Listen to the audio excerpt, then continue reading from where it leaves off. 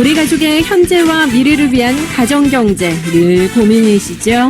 이 시간에 그 고민 모두 해결해 드리겠습니다. 지속가능한 가정경제연구소 이재문 팀장 연결하겠습니다. 안녕하세요. 네, 안녕하세요. 예, 반갑습니다. 오늘은 또 어떤 소식 들려주실 건가요? 네, 4월, 5월이면 많은 커플들이 결혼식을 올리고 인생의 2막을 시작하죠. 그렇죠. 네, 새로운 인생의 출발선상에서 이제 여러 가지 계획을 가지고 시작을 하게 되는데, 네네. 오늘은 신혼부부가 돈 걱정 없이 사는 방법에 대해서 이야기를 한번 나눠보겠습니다. 아, 정말 걱정이 없어질 수 있을까 싶은데요. 네. 일단 신혼부부면 결혼 준비로 많은 돈을 지출했을 테고, 뭐 탈탈 털어서 결혼을 했을 텐데 모아둔 돈이 거의 없지 않을까 싶거든요. 근데 돈 걱정이 이제 시작이 아닐까 싶은데, 이 돈 걱정 없는 게 가능할까요? 네, 쉽진 않죠. 그렇지만 노력하면 될 것 같고요. 네. 신혼 때부터 맞벌이가 부부가 열심히 돈을 벌지만 사실 과거에 비해서 말씀하신 대로 물가도 많이 오르고 결혼 준비하는데도 또 지출이 많다 보니까 사실 시작할 때 돈이 많지 않은 게 현실입니다. 그렇죠. 특히 요새는 이제 결혼하자마자 집을 사서 또 얼마를 벌었다더라, 어디에 투자해서 수익을 많이 봤다더라 하는 이야기를 듣게 되다 보면 네. 특히 이제 조바심을 많이 내게 되는데 네. 그렇기 때문에 신혼부부는 초반부터 그 가정에 맞는 재무 계획을 명확하게 세우는 게 중요하고요. 이러한 재무 원칙을 5가지로 한번 정리를 해봤습니다. 5가지로 여러분들 새겨 들으시기 바랍니다. 네, 늘 신혼의 마음으로 사시니까 네, 꼭 신혼부부가 아니더라도 요 규칙 잘 지키면 좋을 것 같아요. 잘 들으세요. 자, 그럼 첫 번째 재무 관리의 원칙 뭔가요? 네, 일단 신혼부부에 좀 초점을 맞춰서 가장 첫 번째 원칙은 출산 계획에 맞춰서 재무 계획을 세워본다는 겁니다. 네. 사실 많은 가정들이 요새는 돈 때문에 아이를 낳지 않겠다고 하는 가정도 있는데요. 그렇죠. 안타까운 이야기죠. 네네. 그만큼 경제적인 부담이 많은 게 현실인데 그렇다고 뭐 돈 때문에 출산을 못하게 되는 상황은 좀 피해야 될 것 같습니다. 그럼요. 네, 특히 아이를 키우는 신혼 때에는 여러 가지 변화를 경험해야 되기 때문에 이러한 변화들에 대해서 미리 좀 준비하는 게 중요합니다. 네. 특히 이제 임신하고 나면 출산 비용, 또 출산 이후에 이어지는 휴직기, 3개월에서 1년 정도 이어지는 휴직기간에 네네. 그 소득이 줄어든 부분과 네. 또 출산 후에 또 육아 비용이 크게 늘다 보니까 이런 부분에 대해서 미리 준비를 좀 해야 되는데 대부분 이런 경험이 없다 보니까 이런 대비를 구체적으로 하지 못할 가능성이 좀 큰 것 같습니다. 실제로 제 주변에도 그 출산 이후 휴직 기간을 예상을 못해서 돈을 참 많이 물론 그 가족이나 이런 분들에게 그런 분들이 참 많더라고요. 계획을 잘 세워야 될 것 같습니다. 네, 맞습니다. 그래도 결혼 전에 들었던 보험이라든지 연금 이런 걸 결혼하고 지출이 많아지면서 결국 해약하는 경우도 참 많더라고요. 네, 특히나 이제 결혼 전에 들었던 금융상품이라던가 출산하기 전에 맞벌이 상황에서 저축할 여력이 많다고 해서 고민 없이 이제 들었던 금융상품들이 나중에 이제 출산 후에 소득이 좀 줄어들면서 지출이 또 커지다 보니까 유지하기 어려운 경우들이 많이 생기더라고요. 그렇죠. 네, 그래서 출산 시점에 대한 구체적인 계획을 세워보고 금융상품도 출산 후까지는 조금 보수적으로 가입하는 게 필요할 것 같고요. 네. 특히 일시적으로 외벌이가 되는 상황을 피할 수 없다 보니까 출산 휴직기에 필요한 생활자금을 미리 준비해 놓는 지혜가 필요할 것 같습니다. 네, 이런 걸 미리미리 예상할 수 있는 그런 계획이 필요할 것 같습니다. 자, 그럼 두 번째 재무관리 원칙 뭔가요? 네, 출산 후에 할 일을 미리 계획해 보는 건데요. 네.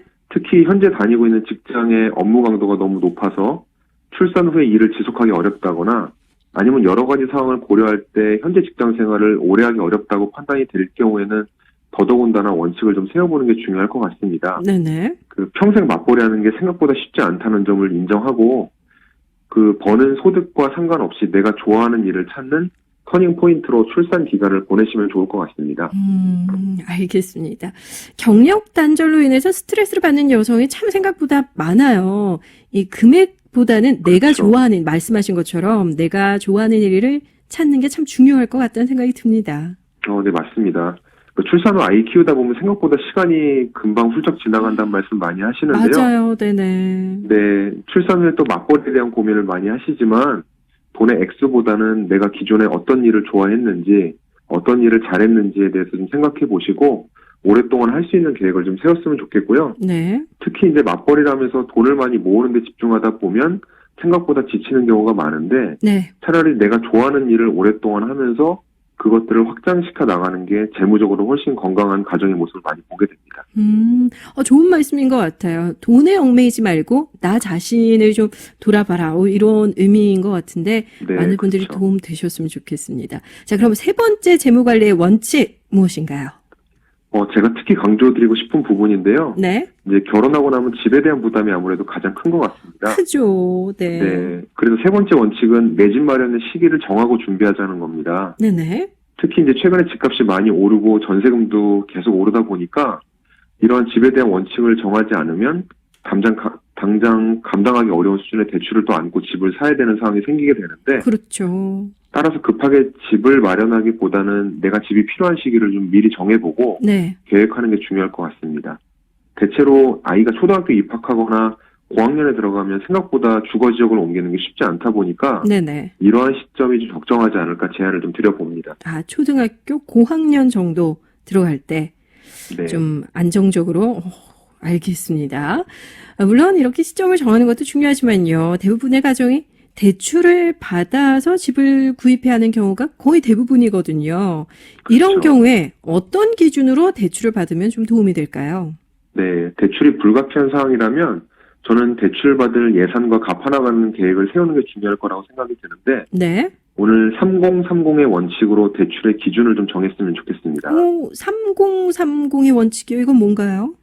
네, 앞에 30은요. 네. 대출받는 금액의 집값의 퍼센테이지를 30%를 넘기지 않았으면 좋겠습니다. 아하, 네. 그리고 뒤에 30은 매월 대출 상환하는 금액이 월 소득의 30%를 넘기지 않았으면 좋겠다는 원칙입니다. 네. 그래야 가계의 부담이 덜합니다. 예를 들어서 2억짜리 집을 사거나 전세 대출을 받는다라고 한다면 대출 금액은 30%인 6천만 원, 그리고 월 급여가 300만 원이라고 가정한다면 상환 금액은 30%인 90만 원의 마지노선을 가지고 대출을 받았으면 좋겠고요. 네. 아이를 낳고 키우다 보면 지출도 점점 커지다 보니까 대출 금액을 초반에 너무 크게 잡게 되면 가정 네네. 경제에 큰 부담이 될 것 같습니다.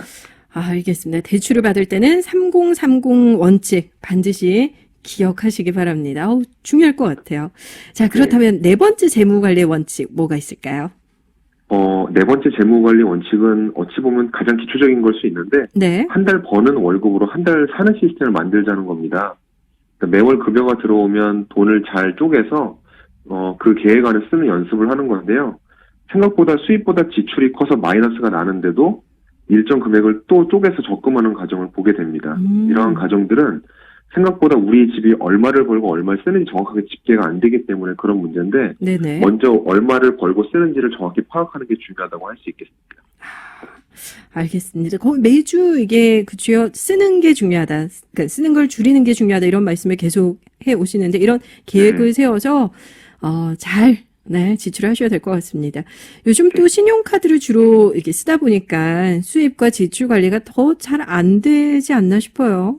네, 맞습니다. 지출 관리가 안 되는 주범이라고도 할 수 있는데요. 네. 신용카드가 주는 뭐 여러 가지 포인트 혜택을 좀 포기한다 하더라도 정해진 예산 내에서 체크카드 쓰는 연습을 통해서 그 비용을 줄인다면 그 혜택이 훨씬 더 크다고 할 수 있겠고요.